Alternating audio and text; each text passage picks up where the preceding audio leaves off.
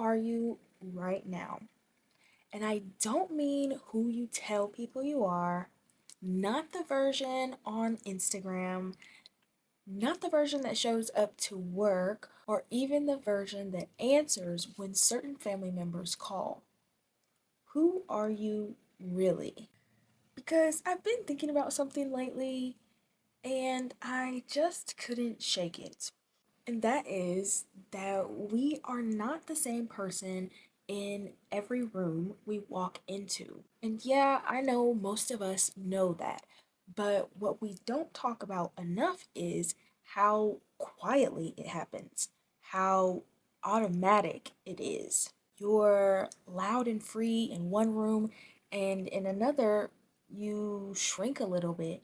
You hold your laugh back, you edit yourself before you even speak. Online, you're curated. At work, you're filtered.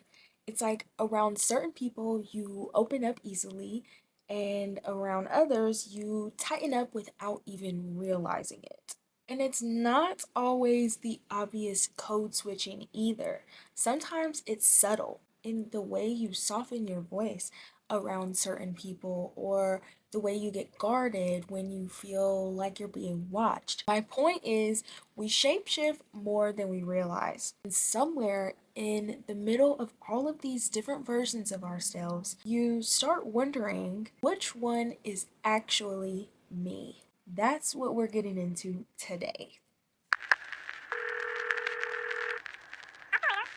You've reached the Sycrett Society's Unfiltered AF hotline. At the tone, please record your message. Hey, size, you already know who it is, your friend and healing out loud, Sycrett Frison. And if this is your first time here, welcome home, Siren. I hope you stay a while. This episode really started for me after spending some time with my family recently. And really, it wasn't even one specific moment. It was more so this quiet realization building in the background the longer I was there. Just watching dynamics, watching habits, watching certain behaviors getting brushed off because everybody's used to them, and at the same time realizing how much I've changed.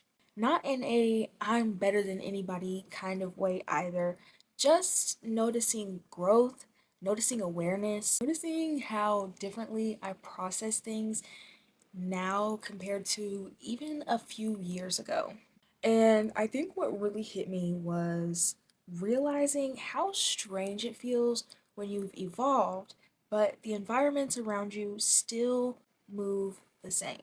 The same cycles, the same emotional patterns, the same unspoken roles that everybody naturally falls back into, and even crazier, how easy it is to feel yourself slipping back into those roles if you're not paying attention. Not dramatically, not like some big identity crisis. Old responses feeling familiar again, certain versions of yourself becoming easier to access again, feeling your energy shift depending on who you're around and what versions of you that environment is used to receiving. And I had to really sit with that because it made me realize environments don't just hold memories, they hold patterns. And sometimes being around certain people will quietly pull old versions of you back to the surface before you even realize it's happening. That's not failure, that's awareness. And honestly, that realization made me start thinking about how often we adjust ourselves depending on the room we're standing in. Now, before we go deeper, let me say something important because I don't want this conversation getting twisted. Adjusting yourself is not automatically a bad thing. Read the room, know your audience, adjust your energy accordingly. That's emotional intelligence. Sometimes it's professionalism, sometimes it's wisdom, and sometimes it's safety. I don't think that the goal is to be the exact same version of yourself in every single room you enter, because that is not realistic. The issue is the line between adapting and abandoning yourself. Because reading a room is adaptation, but disappearing in every room you enter That's abandonment. And I think a lot of us cross that line so quietly we didn't even know it was happening. So now the question becomes, are you adjusting because it's wise or because you don't trust the real you would be accepted there? Are you adapting or performing? Now, here's the part I really need you to hear. All of these versions of you are still you. The soft version, the guarded version, the funny version, the professional version, the loud and the quiet version. None of them automatically make you fake. Humans are layered, and different environments pull different things out of us. The problem starts when you lose connection to yourself underneath all of it, when you adjust so often that you don't even know what you actually think anymore outside of everyone else's expectations. But here's where I want to slow down and offer some compassion because this part matters. Most of us didn't decide to become shapeshifters. We learned it. We earned it in rooms that required it of us before we were old enough to understand what was happening. Some of us became agreeable because conflict didn't feel safe. Some of us became quieter because being seen too much came with consequences. Some of us became louder, funnier, bigger because invisibility felt like abandonment. And some of us made ourselves into whatever the room needed because it was the only way to survive the room. And we were good at it. We adapted. We read people, we learned what was expected, and we delivered it before anyone had to ask. Some of us were praised for it, called easygoing or low maintenance, or my personal favorite, so mature for your age. Nobody told us we were slowly building a habit of abandoning ourselves. Nobody named it. It just became the way we moved through the world. And I realized that survival habits don't always turn off just because the danger did. Sometimes the environment changed years ago, but your body still responds like it has to survive it. So just remember, before you start judging yourself for adapting, show yourself some compassion. You are not broken, you are not fake, you adapted. The real question now is, do those adaptations still serve you, or have they quietly become a cage?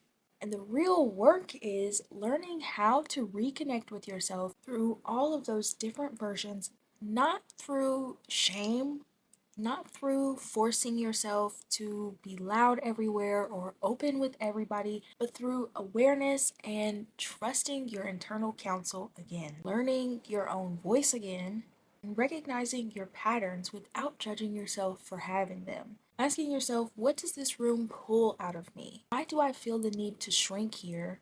Why do I feel pressure to perform here? And why do I suddenly stop trusting myself here? That's the work. Every version of you served a purpose at one point. The guarded version protected you, the agreeable version kept the peace, and the overperforming version helped you get seen. You should honor all of those versions and then gently ask yourself whether you still need to survive rooms that way. Because there's a difference between consciously adapting and reflexively abandoning yourself. One is intentional and the other is fear. Maybe healing isn't becoming a completely different person. Maybe healing is reconnecting with yourself underneath all of the versions you created just to survive different rooms. So I want to leave y'all with something. Not advice, not a checklist, just a question. Who are you when nobody's watching? Not the version performing, not the version adjusting, not the version trying to manage everybody else's comfort. Who are you when there's no room to read? And maybe the harder question is this: do you still recognize yourself when everybody is watching? Because the goal isn't to stop adjusting completely, the goal is to stop losing yourself in the adjustment. You can be layered, you can adapt, you can show up differently in different spaces.